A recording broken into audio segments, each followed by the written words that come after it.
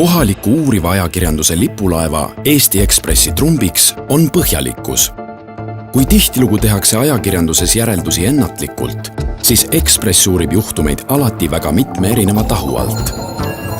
Ent kuidas see tugevussõnum reklaamides väärikalt edasi anda? Lavastasime olukorrad, mis vaadatuna erineva nurga alt omandasid sootuks erinevad tähendused. Tundub armas. Aitame näha tõde. Tundub kahtlane. Aitame näha tõde. Tundub ulme. Aitame näha tõde. Kasutasime kahepoolseid lahendusi bussipeatustes. Järjestikustel lehekülgedel asetsenud trükireklaame. Ning vahetuva visuaaliga digibännereid. Raadioklipis esitasime ühe ja sama loo kahes versioonis. Algul helgena kõlanud jutustus muutus hetk hiljem teatud sõnadega täiendatuna karmiks ja fataalseks.